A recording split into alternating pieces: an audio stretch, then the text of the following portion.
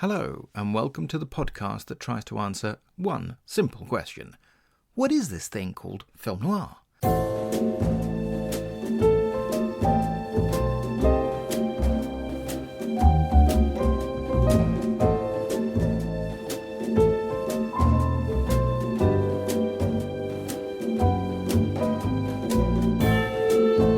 I'm your host, Sergio Angelini, and welcome to Tipping My Fedora, where we discuss movies, books, TV, radio, and much more besides, all from the darker side of the street.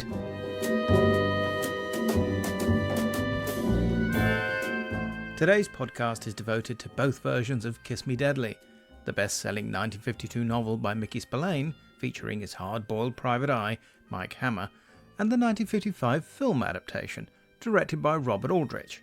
My guest is Mark Dillon, an award-winning Toronto-based journalist specialising in film, TV and pop music. He is a former editor of Playback, the business publication for the Canadian media industries and to which he still contributes. He has been writing for Hollywood magazine American Cinematographer for more than 25 years.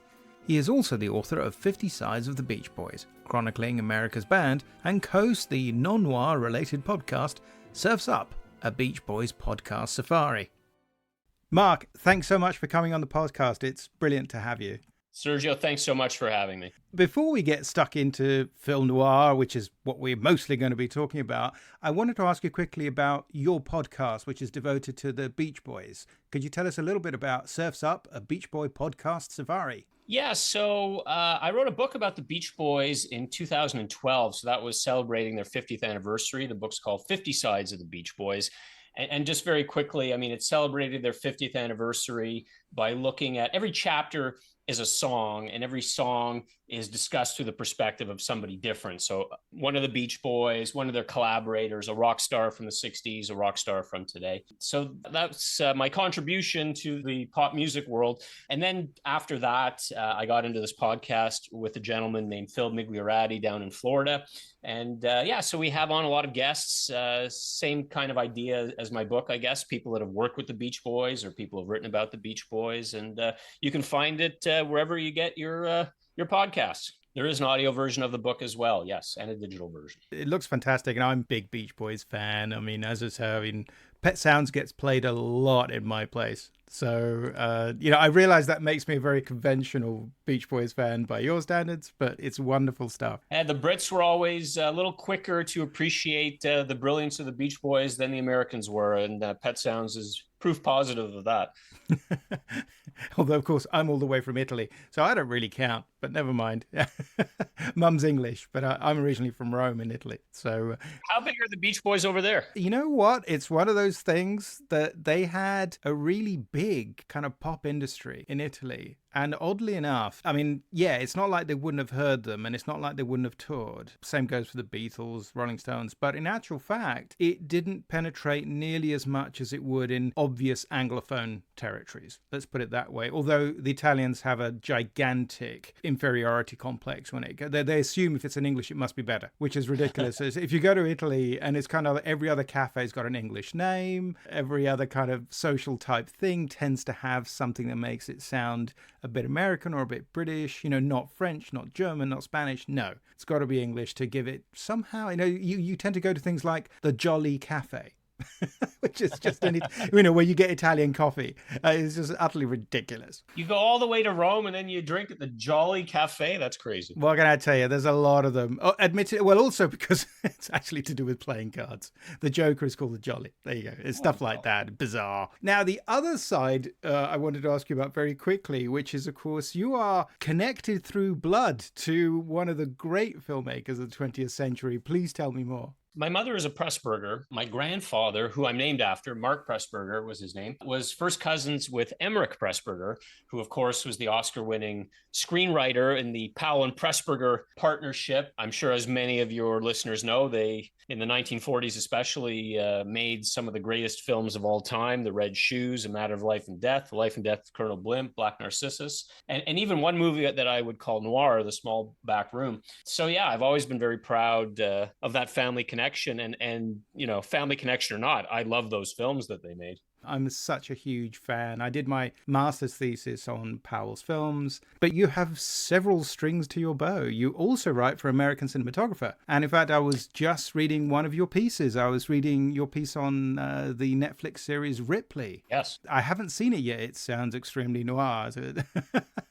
Yeah, I mean, I think the filmmakers may shy away from noir, but a lot of people are calling it that. I mean, certainly stunning black and white photography. It's one of the best looking shows ever made, I think. Just won the Emmy for cinematography. I mean, I loved it. I mean, it is such a painstakingly slow series. I mean, it goes into every minute detail that this Ripley character, everything he does to get away with his crimes and subterfuge. So either you get really immersed into it or not, but I certainly did. And just stunning cinematography by the great Robert Aldrich.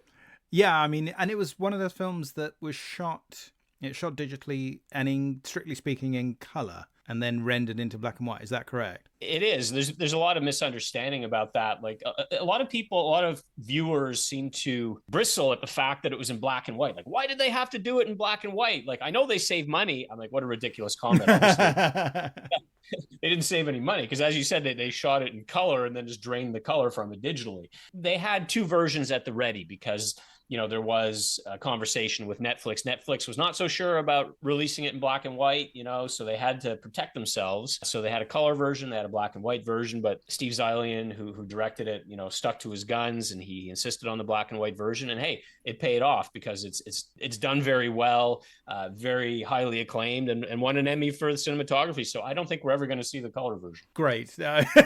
Frankly, that's not the kind of extra I don't need, frankly. But also, I'm totally looking forward to it because reading your excellent article, one of the things that came through was how much they seem to have drawn on very much those Italian 60s films, which are so beautifully shot. I mean, there's a great melancholy about even the most commercial of Italian films. Even their comedies tend to be extremely sad, frankly, but they always look fabulous.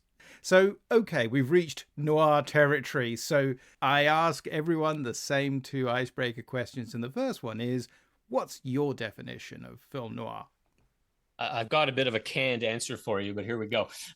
So to me, film noir is a movement that took off in cinema in the 1940s, influenced by the German expressionistic style that we saw in silent horror films predominantly, 1920s, the dark, shadowy look and a bit of a distorted perspective of reality, which I think gives life to the character's inner turmoil and evokes the sense of fatalism. Film noir, to me, presents a nocturnal, nightmare version of the everyday world. And I think it was popular during World War II because with all the death and mechanized destruction that was going on, it made the world, in fact, a nightmare.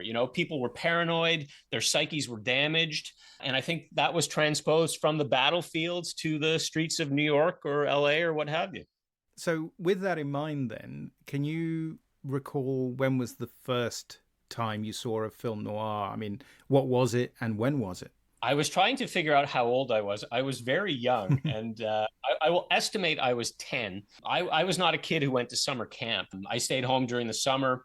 I grew up in Montreal, and I remember one summer in particular, we got this ABC station out of the US from Poland Spring, Maine, ABC affiliate.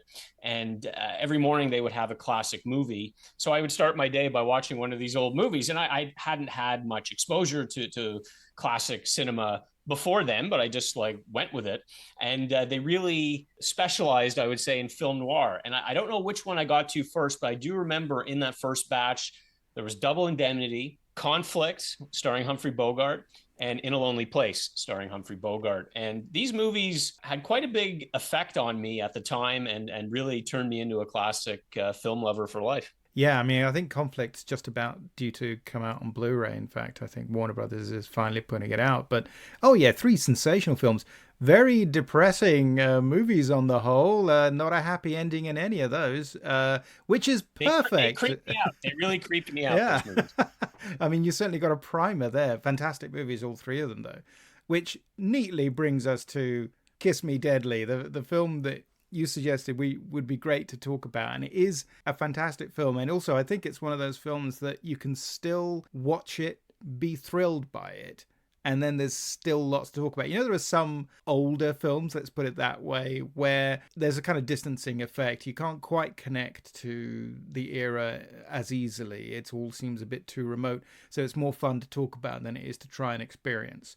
And yet I think you see this one and it has this kind of visceral quality. I mean, what is it that draws you to this particular film? Well, let me tell you how my obsession for this film started. So, as I was that young film noir fan, there was a TV show that was on in the US in the 1980s. It was Mickey Spillane's Mike Hammer.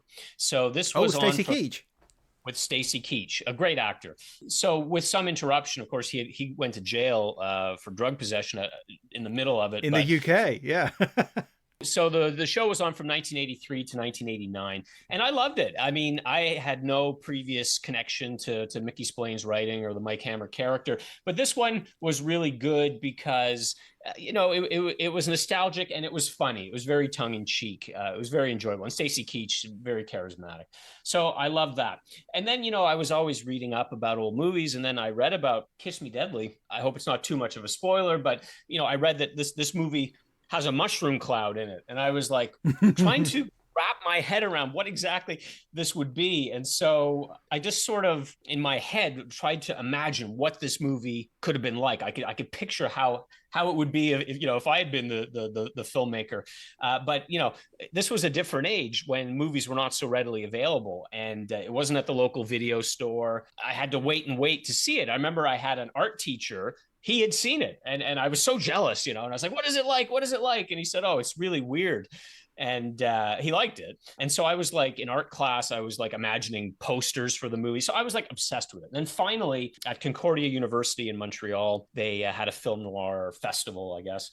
And they played it. And I was so excited. Like I brought all my friends and all this. And I have to say, it was not exactly what I had in my head. So I had to sort of get over what I thought it might be and sort of deal with the reality of the movie. I mean, that was 40 years ago. So I've had a lot of time to to absorb what the movie really is. And but I'm just as obsessed with it for what it is than for what I imagined it would be. Yeah, it's a movie that is out there. Like you say, it's not boxed in so much by the conventions of its time. It's an extremely irreverent movie. I think some of it is quite shocking by today's standards, and it is very modern and certainly has been influential. I suspect this is one of those films where we're going to have to talk about spoilers, and we will have to talk about the ending, because the ending itself, which after all exists in two versions, and you will have seen the not good version, presumably first time out, same as me. So we'll probably warn listeners right now, yes, we're going to talk about the ending, bad luck. Before we started recording, you and I were sort of comparing notes about the novel. So what page did you reach of the book by Mickey Spillane? Well, I got my little pocketbook here. I bought this a long time ago. Anyway, I essentially want to read it just to compare it to the film. And I tried again this summer. I was at the beach and I brought it as my beach read.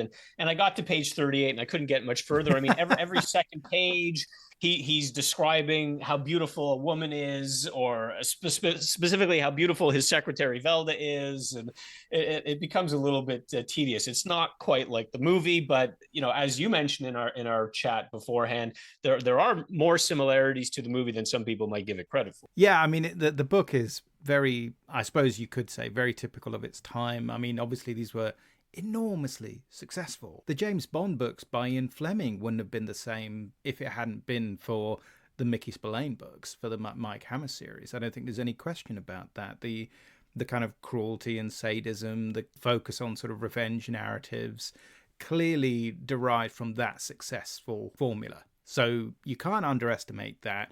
I think the figure that always gets used is that there were, by the time the film came out, well over 100 million paperback copies of these books were out there, which is just astonishing. I don't know if it's even true, but even if it's only half true, that's just amazing. Even in the days when, okay, maybe everything only cost 25 cents in the States. And yet at the cinema, he was not doing well, because none of the films up to that point have really been particularly interesting. Spillane got lots of offers, and yet at the same time, there was, I think critically, the perception was that these were lower class entertainments, quite crude. I think they probably improved as they went along. The Jury is still probably the one that's remembered the most, but it's probably the nastiest as well, but it's also like Casino Royale has a famous last line in terms of the femme fatale, and yet the rights were eventually bought up actually by a British company. As a British producer, Victor Saville. It always amuses me, if you listen to the extras on the Criterion disc, it always makes him sound vaguely aristocratic by calling him Victor Saville. But it's plain old Victor Saville of Park Lane Productions in the UK, who for some reason managed to come up with a deal that he was prepared to go for. And so they had shot Eye of the Jury in 3D, photographed by the great John Alton, one of the masters of noir cinematography, and that is now available. I think you can in fact get it on a 3D Blu-ray finally. I don't think it's a film that makes particularly great use of the 3D format. I have not seen it in 3D. So, I mean, I have seen that film, and yeah, it's very rough and very simple, very low budget, but there are visual moments to it that are quite beautiful, like, you know, taking advantage of whatever building they were shooting in or whatever. I mean, John Alton was a master.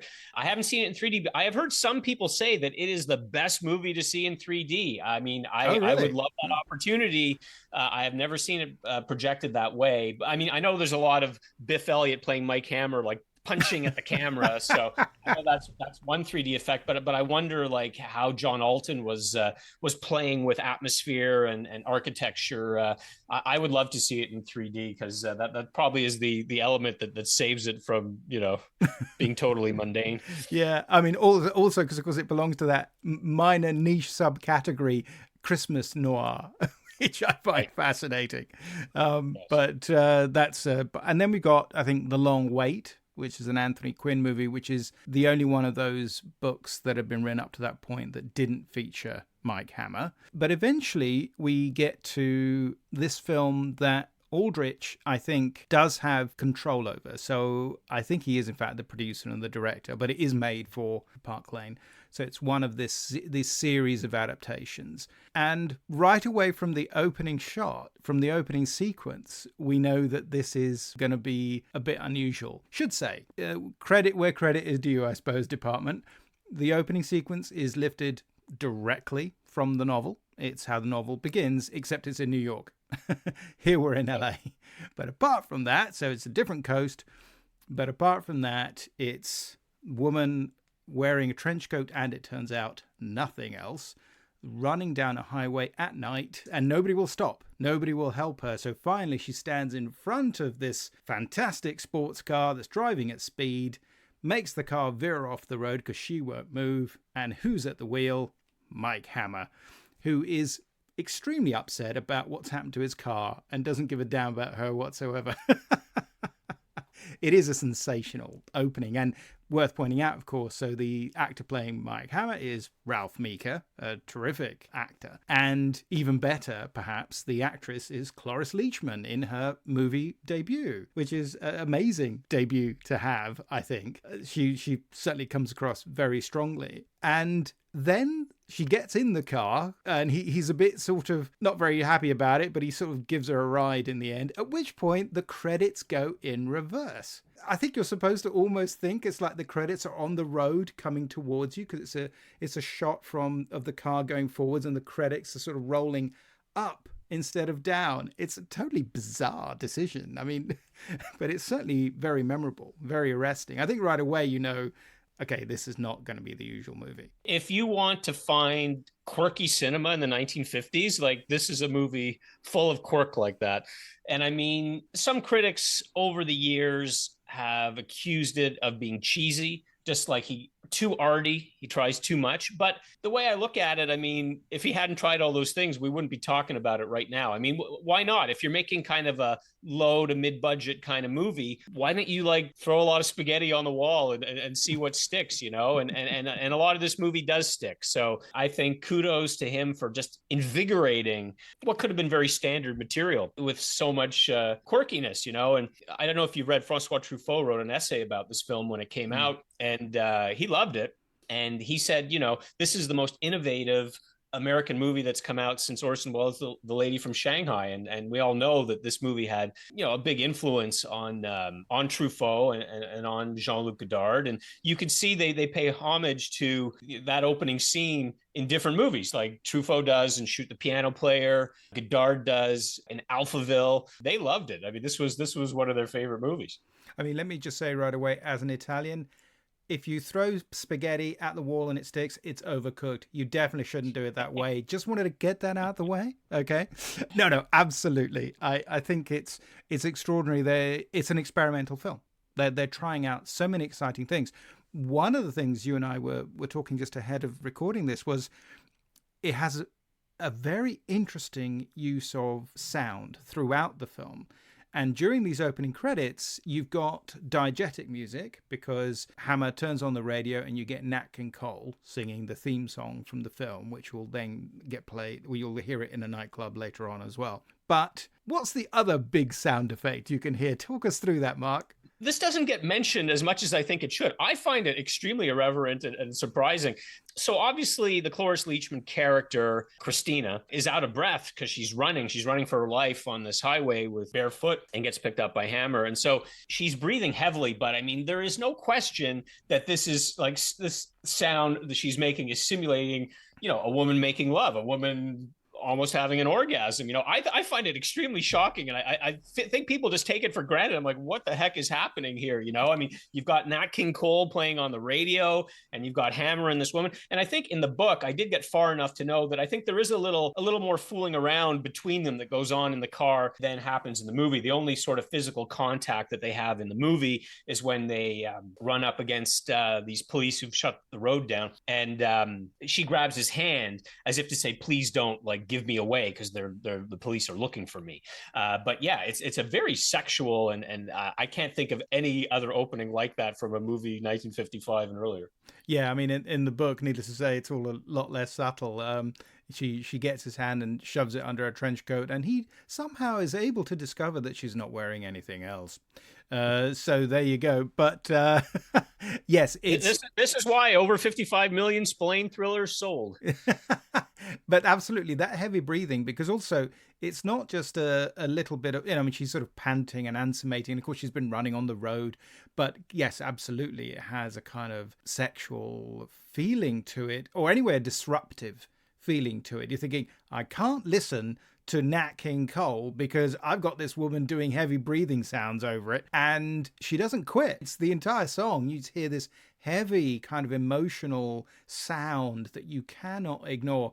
And deep down, that's the aspect of Aldrich's cinema, which is both amazing but occasionally off-putting, because there is that bluntness to his approach sometimes. I remember when I first saw some of his films, in a serious way, which would have been in the 1980s, I was somehow struck by, I felt like he was acting a bit more like a producer and less like a creative director, which is a kind of mean-spirited thing to say. But it was one of the things that it was going so much for shock value, so much for kind of thumping you with something over the head. And it didn't almost matter what kind of film it was, that it sort of detracted. But in actual fact, I think there's such a lot going on here, and this isn't happening casually. There's a boring way to make this film, and then there's the Aldrich way of making this film, and its dynamism, I think, is partly what keeps it alive, makes it so striking even today. And then so we get through these opening credits, which are startling in their own way, and we suddenly realize, this poor woman, she hasn't even got shoes on, so she's just wandering around in this trench coat. And they stop off because it turns out that when he went into the bushes, he managed to get some branches stuck under the undercarriage of the car. So Hammer is really annoyed about that. He's really screwed up with his nice car. But again, it's one of those things that there's clearly the implication when they go to the gas station that the guy thinks they've probably been canoodling in the bushes, right? So, which is, again, all a bit crude. And then they get back in the car and he sort of, helps her out, because we find out she's escaped from apparently a sanatorium. And for some reason, half the California police force is out looking for her. He pretends that she's his wife. And so they keep going and they pass them through. And then they get pushed off the road by the baddies, who appear out of nowhere. They somehow manage to get ahead of them, cut them off, and they drive them off somewhere else so they can sort of get some kind of information from Christina, who is not called Christina in the book. In the book, she's called Burger Torn. I wonder why they changed that. And Burger Torn, I mean, does that have a cultural reference to you that I'm missing? Because it's just such a weird name. She was supposed to be a tall, kind of Norwegian or Icelandic woman. I don't know, something like that. I mean, yeah, okay, fair enough. At which point, horrible things happen. And again, you get that sense of how Aldrich is using the audio, because you get the shot of Hammer who's knocked out. In her case, you just see her legs moving, and they're clearly torturing her, trying to get some information out of her. And I'm not sure how accurate this is. I don't know if this struck you. I only rewatched it a week ago ahead of this podcast, and I'm still not sure if it's accurate, but I've read analyses of it, which they feel that one of the interesting things that Aldrich does is that there's a disjunction between the sound and the legs moving. No, I have noticed that. Like she's obviously dead, and the screaming keeps going on. Like she's totally limp, and yet we still hear the screaming. So I don't know. I guess they wanted more screaming in, but yeah, it did look like the audio did not match the picture there. Also, one of the interesting things about the film is that we find out that she gives her name as Christina, but from Christina Rossetti, the poet, which is interesting because there's definitely no poets and no poetry in the original novel. That's definitely part of where the film and the book start to slightly move apart. So quite early on, we've got this early establishing very powerful sequence and we see the shoes of the baddie, right? Which it's, I don't know, they're described as blue suede shoes, are they? Is that what they call them? Which I thought that's not what they look like, but okay. And you hear the voice. Now that we know that the voice belongs to Albert Dekker, but only because we know what Albert Dekker sounds like. But otherwise, not a character that's even remotely been introduced in the narrative. He says, well, you're going to have to get rid of both of them, aren't you? So they are put back into his car, and the car is sort of pushed off the edge of the road and sort of crashes. She's dead already. He doesn't quite die. He ends up in hospital, and at which point Velda is there, his girl Friday, and the assistant in his, it turns out, extremely seedy private eye business, and Pat, who is actually the head of the local police and who's his great buddy. Now, this is all pretty much what's in the book. You know, this is all fine. But then what I find really interesting, and I don't know if you got this far in your reading, which is that this is where the tone really starts to shift, because in the book, after he sort of recovers, he's immediately told that the feds basically want to talk to him. So in the book, it's the FBI.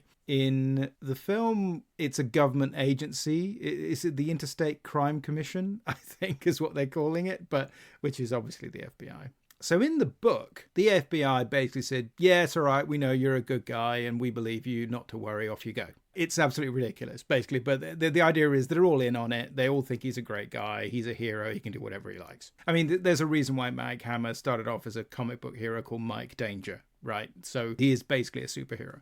And in the film, the tone is very different. Pat won't go in there, won't go into the meeting. So he's sort of being loyal to his friend. But he goes in there and they completely rip him to pieces. He's a bedroom dick. He gets information against the wife. Then he makes a deal with the wife to get evidence against the husband. Thus, playing both ends against the middle. Just how do you achieve all this? You crawl under beds? Nothing so primitive. He has a secretary. At least that's what he calls her. What's her name, Mr. Hammer? Velda Wickman. She's a very attractive young woman. Real woo-bait. Lives like a princess. He sicks her onto the husbands, and before you know it, he's got his evidence, and he's ready for the big squeeze. Who do you sick onto the wives, Mr. Hammer? That's his department. All right, you've got me convinced I'm a real stinker.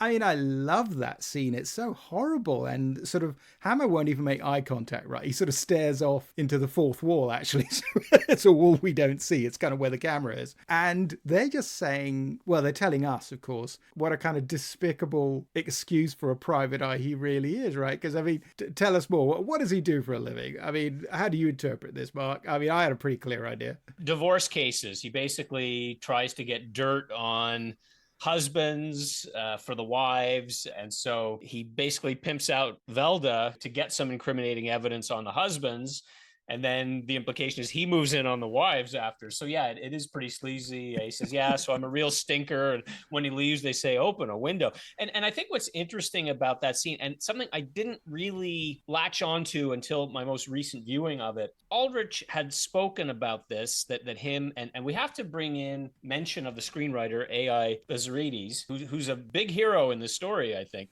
They were, this is the 1950s, and, they were lefties for sure, and they were bringing up this whole McCarthy witch hunt kind of thing. I think this is an example of like this government agency, like these colorless suits who are like grilling Hammer, and they're snooping into his personal business like Hammer does himself. After that, we see presumably a couple of cops who are tailing Hammer. So anyway, there's a little bit of that 50s paranoia of people being watched and people passing judgment. So I think that's a very interesting scene in the whole film. One of the things that I find fascinating about that whole side of it as well is that, as you say, it's on the one hand, you're just throwing back onto him the kind of things that he presumably does for a living, because then there's this whole thing about how he uses recordings and surveillance, and it's all very underhand. In fact, even in the book, there's this assumption that somehow even the good guys, they're too slow or whatever, they're too hidebound by their rules. But in the book, it's all about revenge. All the Mike Hammer stories at this point, they're all basically stories of personal revenge of one kind or another. But in this film, it's clearly not about revenge, because he doesn't really care that much about Christina. He's met her for 15 whole minutes or something. So it's about power. He goes to see Velda, doesn't he? And he sort of says, no, this has got the people up in Washington all upset. So basically there's something in this for us that we, none of this penny ante divorce stuff anymore for us for now. We're going to go for the big time. And she, in fact, is slightly taken aback because she realizes just how risky it is. Now, actually, we should dial back just a moment, because one of the best scenes in the film, certainly the best scene with Cloris Leachman, is of course that scene when she's sitting in the car with him and she starts mocking him, which is just fantastic. She's just sort of saying, oh, you're so narcissistic. All you want is a nice little woman to complete you, but actually all you care about are your nice clothes, your nice car, your expense account, your haircut, you go to the gym to look nice. You have only one real, lasting love. Now, who could that be? You. You're one of those self-indulgent males who thinks about nothing but his clothes, his car, himself. But you do push-ups every morning just to keep your belly hard. You against good health or something? I could tolerate flabby muscles in a man and make him more friendly. You're the kind of a person who never gives in a relationship, who only takes. Woman, the incomplete sex. What does she need to complete her? Why, man, of course. Wonderful man. Oh, all right, let it go. I like the way they handle it in the film, because it's not like he takes it out on her or anything. He's not upset. He doesn't really care, but they also see it as a weird kind of, okay, I know who you are and you know who I am, because she's probably not a saint either in that sense in the context of the story. But that's just brilliant. I mean, can you imagine, Humphrey Bogart having to put up with that in one of his films? Philip Marlowe and Lauren Bacall just completely tears him to pieces for being, because there you get the joking kind of, well, you're not very tall, are you? That's about as far as the criticism in The Big Sleep goes. Here, it's much tougher. And I think that's sensational. And as you say, I think that's where the Aldrich Bezarides project comes into focus very clearly. Well, I think that, if you look at Sam Spade or if you look at Philip Marlowe, they're complicated characters, but they're essentially moral. Maltese Falcon has an interesting morality, whereas Sam Spade does what he believes you should do to be perceived to be good. I think that's sort of what he chases to some extent. But these are more moral characters. Like Hammer does not have a moral center, Like he's really in it just to find this great what's-it. He just wants to, as you say, like he knows something that they're chasing has value, so he wants a piece. I think, though, there's an arc to his character throughout the movie. Like I think he sort of gets it the hard way. His friend Nick is going to suffer for helping him out, as is Velda. And I think this sort of wakes him up and shakes him and brings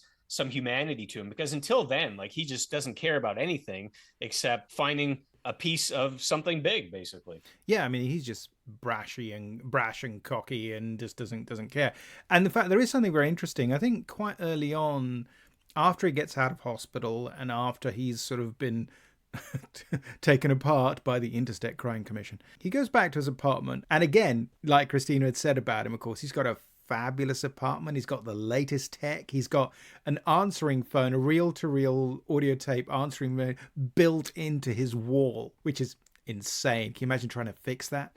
But nonetheless, it looks fantastic. It's sort of Irwin Allen, Danger Will Robinson kind of stuff, and it's fantastic. He kind of kisses Velda. She's very worried about him, and then she sort of wanders off for him, and she also says, "Be careful you don't get blown over by a kiss." And he just sort of lies there out on his sofa, and he's not sure quite what's going on. And there is this quite telling line of dialogue, I think, where he sort of says he's not sure how he feels. He's not sure he's completely over his accident. I think that feeds into what you're saying, is that oddly enough, there's some kind of little crisis going on here. It doesn't stop him being violent and nasty and sadistic, but at the same time, he's off center. The world that he thinks he inhabits, which is after all kind of low-level divorce stuff, which presumably doesn't too often lead to murder and mayhem, and let's face it, this is not where he usually is. And in the book, no problem, because in the book it's sort of accepted that it's okay for him to go out and kill people because it's him, so that's all right.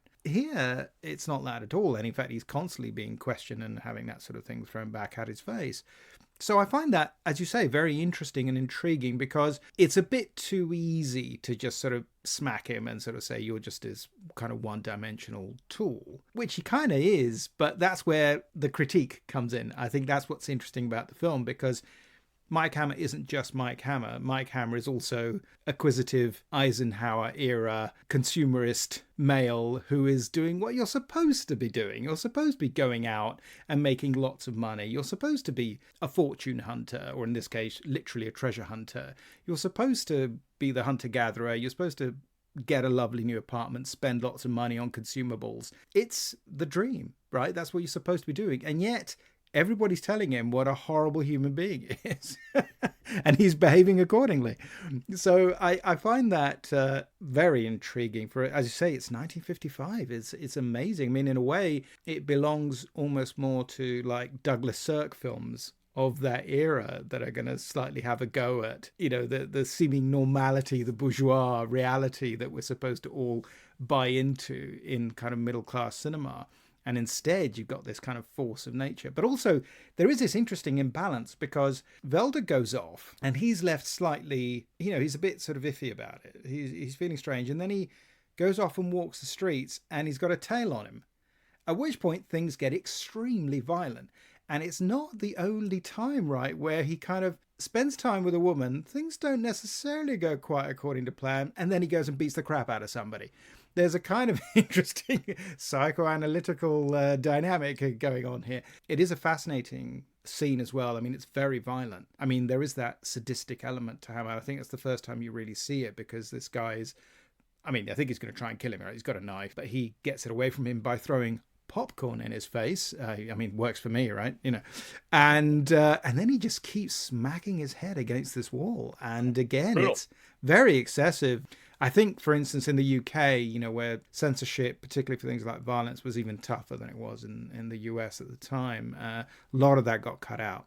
It's interesting what you said earlier about violence shouldn't really be his currency, because he's mostly involved in divorce cases. However, he is like the ultimate killing machine in this movie. Like, nobody can touch this guy, really. And what's interesting is Mike Hammer is known to always have a 45. In this movie, his gun is confiscated very early on because he's not cooperating with the police. So he has no gun, but that doesn't slow him down. Like, the guy that pulls the knife on him, ends up presumably dead as a result of the encounter. And Mike Hammer beats the hell out of various characters throughout this film. So he's scary. He just seems to know these moves where he can knock somebody unconscious, in 2 seconds. And I think Meeker, he puts it across. You believe how tough that he is. Yeah, he's got a haircut that's almost a bit too short. It kind of stands up slightly, and it's kind of like this guy is so ferocious that even the haircut is scared and frightened backwards. No, and in fact, there's that great scene when he goes to the house of what turns out to be one of the main bad guys, Paul Stewart's sort of nice place, and the two henchmen go then to sort of go and have words with him, and one of them goes in, and you don't see what happens. Instead, they focus on Jack Elam's face, and he's kind of horrified by whatever it is Mike Hammer's just done to him. And the only reason why you have to assume that it's probably judo or something, or martial arts, is because you get a little bit of Oriental style plinky plonky music from Frank DeVol on the soundtrack. Otherwise, you have no idea what he just did to him. Which I love that.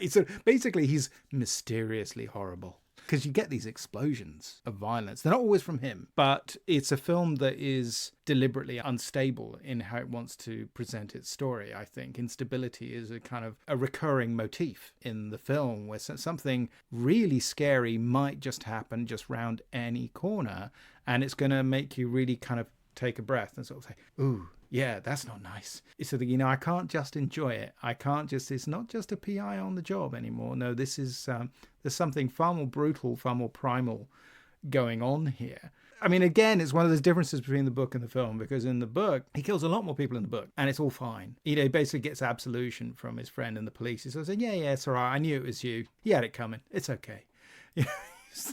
Whereas, admittedly, even in that scene where he throws him down the stairs, I mean, he just looks at him a bit and then just wanders off. And it's never brought up ever again. It's not like somebody's going to go and say, yeah, you know that guy you killed? None of that. But in fact, the fact that his PI license is taken away and his gun, odd enough, that's actually from the book, for instance. I mean, there are quite a number of elements that survive the transition.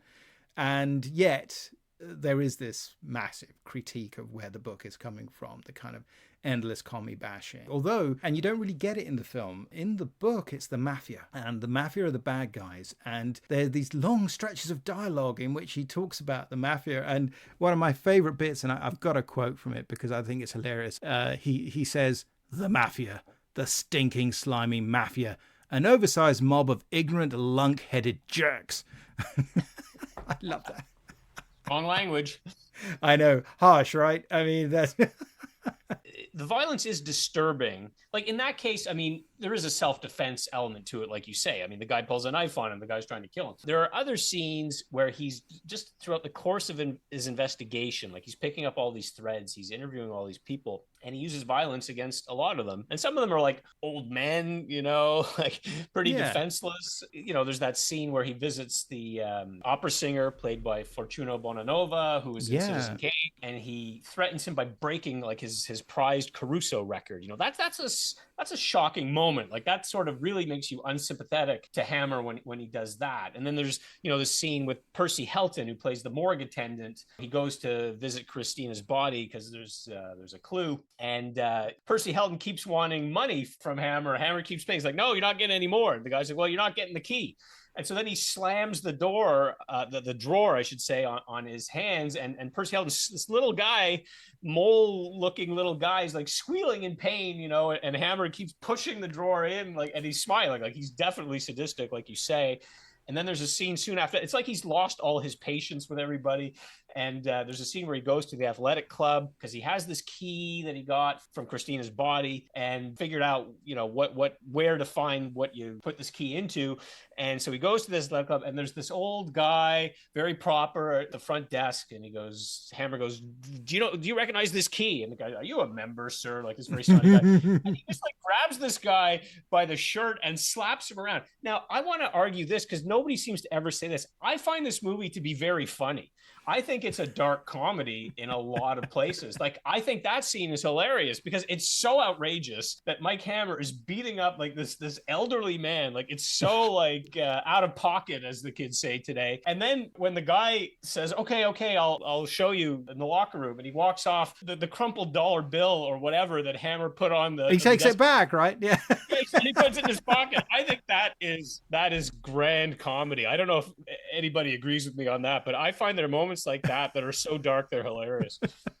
No, I agree. Absolutely. I think that because it's such an exaggerated figure, and he does seem to sort of pick on he definitely punches down most of the time, doesn't he? You know, so it's kind of like he picks on people who are like 20 years older than him or more and really gives them a hard time. And I'm thinking, that's not very nice, Mike. I mean, tut tut, you know, but but you're not supposed to. But it's true. I think the breaking of the record is a cruel moment. I mean, in a way, it's nice he doesn't do anything worse to him, but he only breaks one record. I mean, in fact, you know what it reminded me of? There's this scene in the bandwagon where he's trying to stamp on some records and he can't break them. The Fred Astaire character, sorry, I should say. And not Ava Gardner, sorry. Sid Charisse walks in as she manages to crack one by mistake, and he says, you wouldn't be able to do it if I hadn't softened it up for you. But then, of course, you get the ballet scene in the bandwagon, which is this great spoof of the kind of the Mike Hammer thing. And I think it was written by Alan J. Lerner. He was asked to write that. He doesn't get a credit, I don't think, but it's the Girl Hunt ballet. And I think Lerner said something along the lines of, yes, I just read one of the Mike Hammer books and my eyes were still watering when I wrote the script. Another page in the case book of Rod Riley was finished. The city was asleep, the joints were closed, the rats and the hoods and the killers were in their holes. I felt good, but something was missing. She was bad. She was dangerous. I wouldn't trust her any farther than I could throw her. But she was my kind of woman. That sequence is just wonderful. Yeah, no, I love that movie. And again, it's interesting because that's 1953. So that's 2 years before this. And already they're kind of mocking it as being a bit ridiculous. In a way, there is a kind of perhaps natural progression here towards the kind of absorbing the jet black humor of it into the narrative in a way by sort of making him not exactly a figure of fun, but at the same time, he kind of doesn't really know what he's after. I mean, Velda calls it the great what's it, which is, we would just call it, the son of Mr. and Mrs. MacGuffin. They're just looking for something because Mike says, I'm sure I can make money from this because it's a treasure of some kind. It's a treasure hunt story. Everybody's after it. I just want to get there first so that I can realize something from whatever this is. But he has absolutely no clue, which I kind of love. In the context of the book, it's just meant to be leading to a kind of surprise. It's this idea of, you'll find out what the big thing. And what does it turn out to be in the book? It's a box full of drugs. It's about $2 million worth of heroin. In the novel, it's been there. Sorry, guys, if you haven't read the book. But it's been in there apparently for something close to 15 years. He's been hanging on to it, basically, since before America entered the war. It's now doubled in value. So in other words, he's not only had $2 million worth of drugs, presumably heroin, in there in this box, but he hasn't touched it.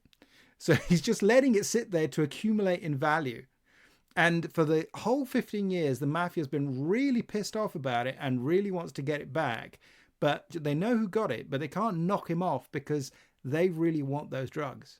And you're just thinking, this is utterly ridiculous. Now, apparently, you couldn't use drugs as a plot point because of restrictions in the production code at the time. According to Aldrich, anyway, in interviews, he was like, no, well, we couldn't use that, so we had to come up with a different treasure, which is how they came up with what they came across. Now, before we get to that, I mean, you mentioned, obviously, he finds the locker where the big treasure is being held.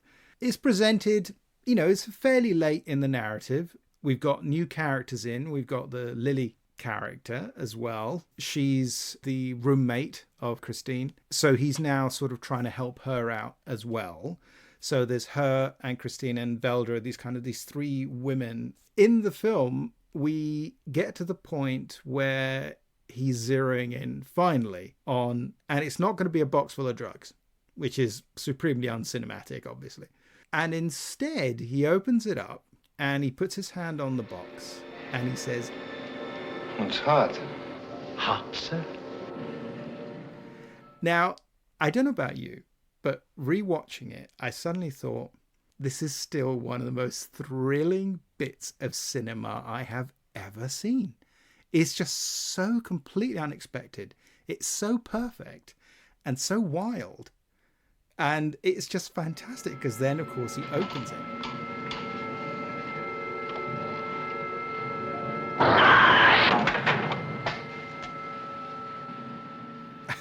And it's kind of, what the bloody hell was that? And I think that's incredible. I mean, what was it like when you first saw that? It took me straight back to when I first saw that. And I thought, oh my God, that just blew my mind. So he opens the box, and I mean, it's amazing what a little light in that box, and like a very loud hissing sound and a little dry ice or whatever can accomplish. But yeah, I guess the soundtrack really sells it too. It's just this loud hissing sound, this glow like comes out. And then he shuts the box quickly because obviously it's hot and it's dangerous. But yeah, all of a sudden this takes this film into a whole other plane. Like I mean, it sort of takes it into science fiction land. I agree with you. It is really just a stunning moment in film history, and yeah, it sets this story on a whole new path. I mean, also, it's become the ultimate film buff reference in other movies. I mean, so it's sort of, you get it in Raiders of the Lost Ark. You get it in Repo Man, you get it in Pulp Fiction. Lost Highway, of course, channels this film in all kinds of ways, the David Lynch movie. It's extraordinary because, as you say, I think, again, it's the sound design, which is genuinely interesting because there is this kind of growling sound that goes with it, along with a kind of sort of space AG type sort of electronic sound. Genuinely threatening. And it's just extraordinary. And I just, this is so cool. And again, utterly baffles Mike. He's got no clue. But in fact, it's been, unless I've misunderstood it and misread it, so you tell me, there's a scene where he goes and talks to a friend, well, a journalist who also knew Christina, I think, and he's got these scars on his face. And the camera, again, it's one of those things where it made me think, okay, Aldrich could have saved us this a little bit because it really tracks in on this sort of horrible thing on the side of his face. But then after he's closed that box very quickly, he gets a sort of welt on his arm because of the extreme heat. And you're thinking, oh, that's what that was. At least I think that's what I was supposed to think. I thought he's been beaten up really badly, but I thought maybe he'd seen it too. Yeah, I've never thought of it that way. I thought it was more that he was being intimidated, that he was being beaten up for talking, and you know, Ray Diker is the character, and he provides Hammer with a lot of the clues that Hammer pursues, and then I guess he gets intimidated to the point where he's not giving Hammer the information, and then Hammer starts getting violent with him too. It's a confusing narrative because this Ray Diker character sets him, like, he goes to visit like the guy that owns the boxing ring. He visits like a trucker who accidentally like hit a guy named Kowalski. I've always had a hard time trying to like keep straight, like, who are all these people and how do they tie into the main narrative. I think ultimately some of them are kind of dead ends, and it's just a question of what the filmmakers are doing is just they're showing like all these threads that he's pursuing, and some are dead ends and some are not, and they're all interesting. Like all these, like, what a cast. You know, we mentioned Fortuna Bonanova, Paul Stewart, Juano Hernandez is a great actor who plays that guy that owns the terrific little scene. And I think it's a sequence shot as well, right? I think it's just one very, very long take, I think, where they have their conversation. But that's it, unfortunately. He's only in that one scine, but he's terrific. You know, one of the reasons why the French New Wave directors like this film, because it seemed that Aldrich and his cinematographer, Ernst Laszlo, great cinematographer, they're sort of acting a bit like jazz musicians. I mean, they're going to these locations in Los Angeles. Some of it was shot on stage. A lot of it was shot on location. They go to a location like a boxing match. And then you have this shot. It starts on this very interesting, tall African-American man in a suit who's like leaving and going down the stairs. So it starts with him. It follows him. And then it picks up Hammer on the way up. There's no point to it necessarily, but it's almost like they got to this place and like, okay, you walk down the stairs. Like, you're interesting, walk down the stairs. Like, they seem to be improvising and taking advantage of these locations and these extras and these characters. You know, and then, the camera follows Hammer, and he has this one take scene with Juano Hernandez. And there are many instances like that. I mean, there's a great scene where he goes to Christina's apartment and he helps an old man. One of his nicer gestures. Yeah. He helps this old man with his heavy case up the stairs. But then there's like these unorthodox shots, you know, that take advantage of the arches in this old house and stained glass and all this. It just seems to me that, you know, they get there and they're taken by the environment and they're reacting to the environment. And I think that's part of what makes this movie so vibrant. They are reacting almost in real time to what is in front of them. Going back to a point you made earlier, which is that Bessarides and Aldrich were fundamentally quite liberal filmmakers within an era where that was, more than frowned upon. It stopped you working. You get these two scenes where both the gym and then the club, which are entirely run by African Americans. And what's nice is that actually it's the Dillon scenes where you get Mike and he's just one of the guys. It's a completely level playing field. He's just there. He's basically amongst friends. That was very unusual. And in fact, the nightclub scene got into weird censorship problems because, again, they're singing the theme song again, which we'd heard earlier with Nat King Cole. The way that the singer is holding the microphone was considered to be suggestive, and so that had to be re-edited, if you can imagine. I mean, this is one of those films that frustratingly exists in multiple cuts because of a lot of these bizarre changes that were made to assuage particular censorship boards in different parts of the US during its release and things like that. But I always thought that was actually a really interesting scene because those scenes last several minutes and they're quite substantial, but it's quite nice because Mike has a nice chat with the barman and he knows the singer and they all talk to each other, and these are rare moments in American cinema of the mid-1950s. Even if you've got Sidney Poitier movies, it's never handled that way. It's never about going into a bar and having a chat with someone. And I always thought, well, that's another thing you don't expect maybe to see in a film quite like this. It tells you where our filmmakers are coming from, and I think it's one of the things that helps the film stand up. Equally, I think, technically, I think a lot of it's very impressive. Actually, I was going to ask your opinion as someone who knows a bit about cinematography, because I think, I don't know if you've got the Criterion Blu-ray release of Kiss Me Deadly. So I watched it listening to the audio commentary by Alan Silver and James Orsini, who, of course, know their film noir very well. They talk about the fact that in the opening shots of the film, when we get the shots with Mike and Christina in the car, they keep saying that was done in back projection. They are flat out wrong. It's definitely not back projection. It's definitely shot on location. I think they maybe meant to go back and maybe redo some pickups. So I think there's probably paperwork to say they were on the stage doing stuff, but there is no back projection in any of those shots. Please agree with me, Mark. Well, I did the same thing. I listened to their commentary recently, and I was surprised that they had said that because I never thought that was the case. So it made me give pause. I'm not sure. I don't know the exact answer. I never thought that it was a rear projection shot. And certainly there are car mount shots in that sequence, like you see from behind when they pull up to where the road is blocked by the police. That's definitely a rear mount shot. And that's one of the great things, it's not like they invent that technique, but I mean, it was a bit more rare in 1955 to mount the camera on top of the car. But I mean, it gives it a real sense of realism. And there are other moments, in this film that are very exciting because they go to the lengths of mounting. Like there's just a scene where Hammer's he has a clue and he leaves in his car. Maybe it's with a roommate. Is it Lily? I am getting the name right, aren't I? Lily She's got two names, of course, but yeah.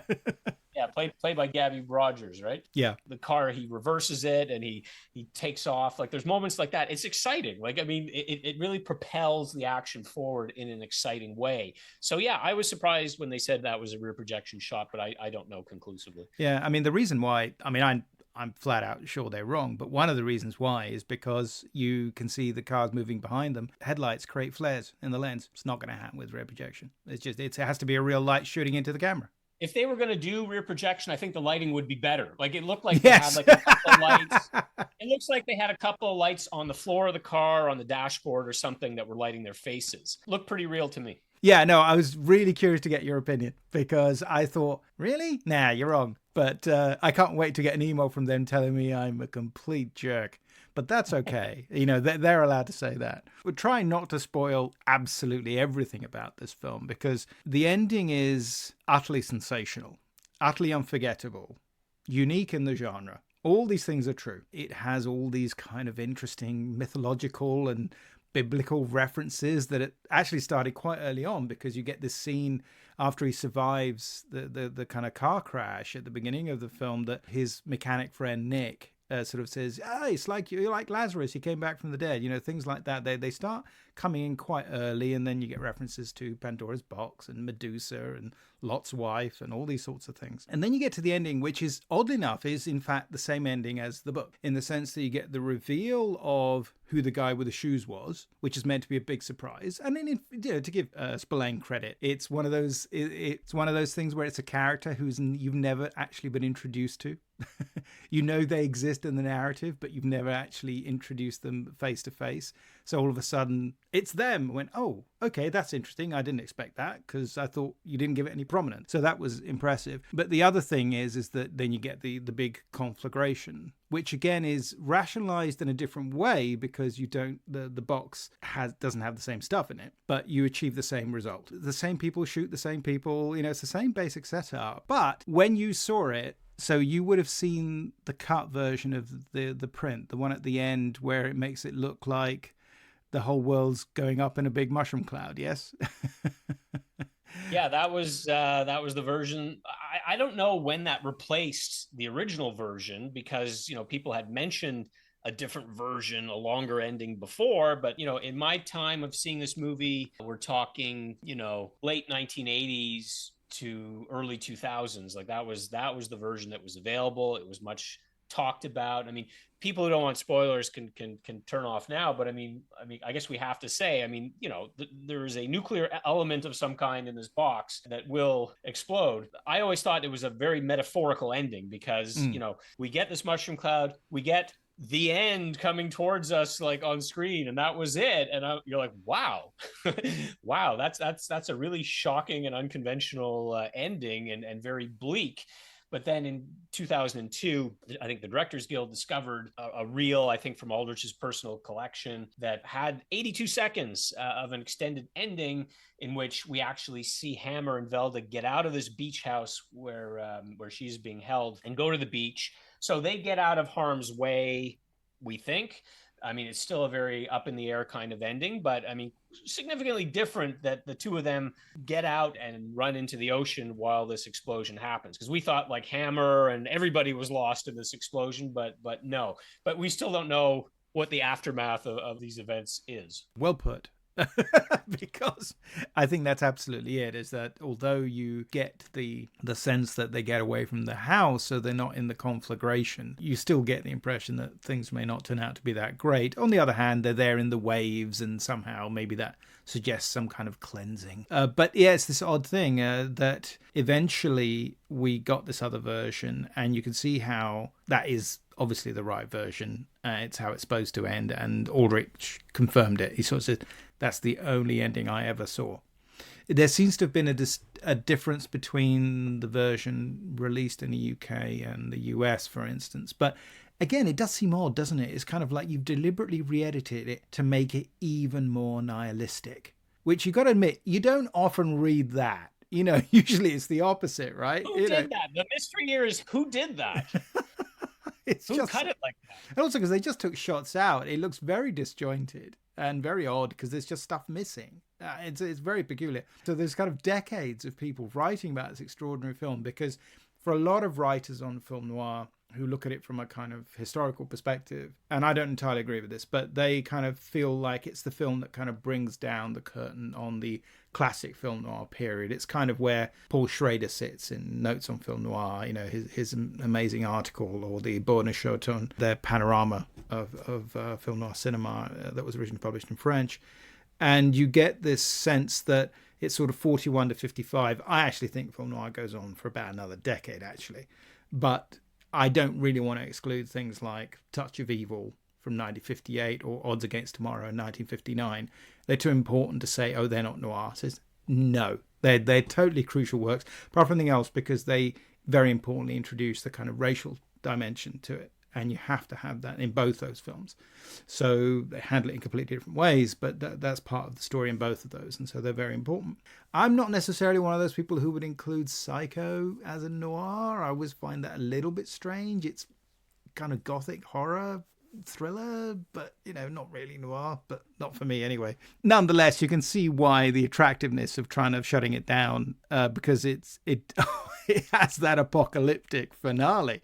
In a way, it's interesting because apparently Aldrich's own position on the film changed. I don't know if you were reading this. There's a really good article about the film by Edward Gallifant in which he talks about how, I think in 1956, Aldrich was asked about it and he was very dismissive about the film.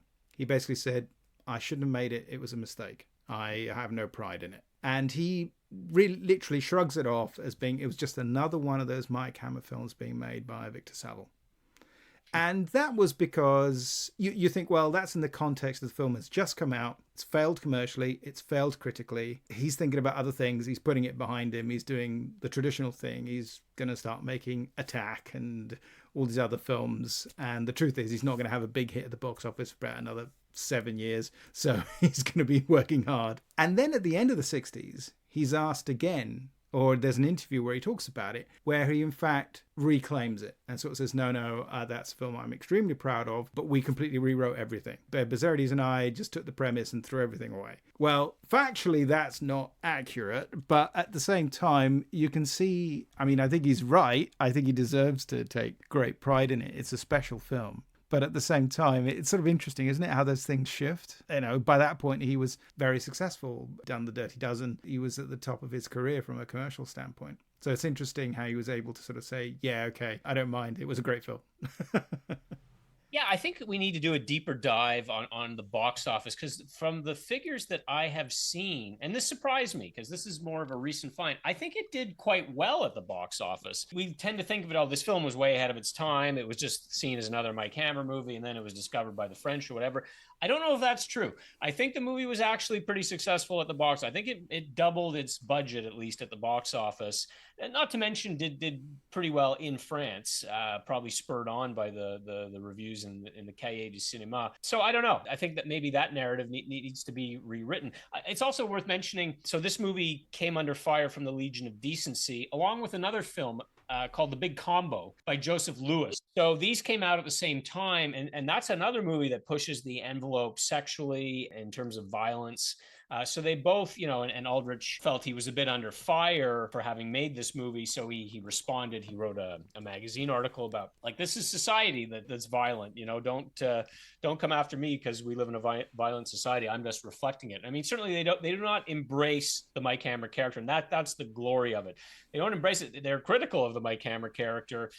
There are certain characters in this film that I think are a little bit of the mouthpiece for the filmmakers, like Christine at the beginning, as you mentioned earlier. She gives a critique of Hammer, and Pat Murphy, as they call him here. He's known as Pat Chambers in the books, but Pat Murphy tells him that he's an idiot, and then basically he just, like, you know, blasted his way through this mess, you know, not knowing that he was getting involved with something connected with Los Alamos Trinity Manhattan Project, and even if he had known, it wouldn't have made any difference. He still would have acted the way that he did, you know. So I think they got their political points across. You know, as far as Aldrich goes, I have to say, like, his bombastic style that some people criticize is perfect for this movie. This movie is a smack in the head.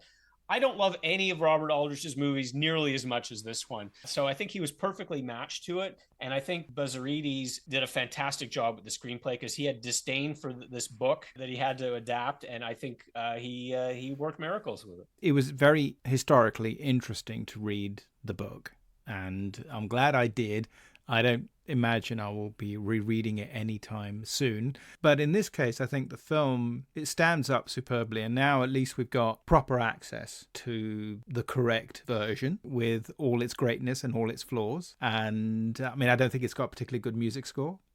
I never understood why Aldrich was so attached to Frank DeVol as his composer. He didn't do all his films, but he did an awful lot of them. But it does tend to be, you know, a little on the unsubtle side. But he wrote pretty tunes. He wrote nice songs. But I never thought he was great for sort of dramatic scoring, particularly. I do love the song, though. I'd rather have the blues than what I've got. And I've been trying to get to the bottom of this. I think the song was commissioned for the film. Like, I don't see any history of it prior to this. In fact, on eBay, for like $30 or whatever it is, you could get a single, like a preview single, and they call the song Blues from Kiss Me Deadly. I think it's a great song. And, you know, Nat King Cole and Frank DeVol of course, worked with Nat King Cole. He arranged the great song Nature Boy in 1947, 48, #1 hit. So we start with Frank Duvall, and then we have Kitty White, whom you mentioned earlier, singing that song in the bar that happens. And it's a great song. It fits this movie really well. And it's like, I don't just have the blues. I have something greater than the blues. To me, this is what the movie's all about. This movie's going further. You know, like things are not just bad. They're really bad. You know what I mean?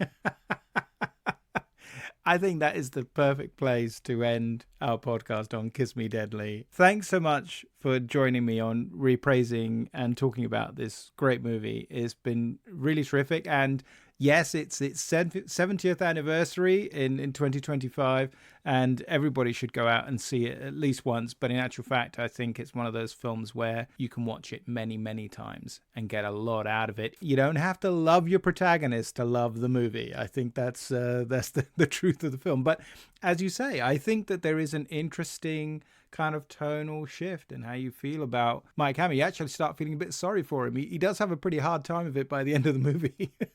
So, but anyway, thanks so much for joining me on the podcast, Mark. It's been really great. Thanks so much, Sergio. Great fun talking about one of my cinematic obsessions. We must do this again sometime, mate. Let's do it. Thank you. Bye-bye.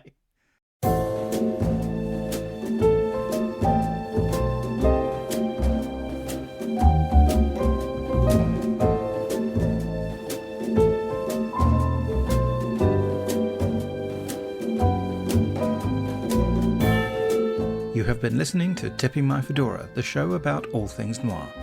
It is produced for Castiglione Publishing by me, Sergio Angelini, and our theme tune is by Petar Milinkovic, whose work is available through Tailkeeper Music. All audio clips are the copyright of their respective owners, and used under fair dealing and fair use exceptions solely for the purposes of criticism and review. Please subscribe to Tipping My Fedora wherever you get your podcast fix. And it would be great if you could leave ratings and reviews about the show at Apple Podcasts. Be seeing you.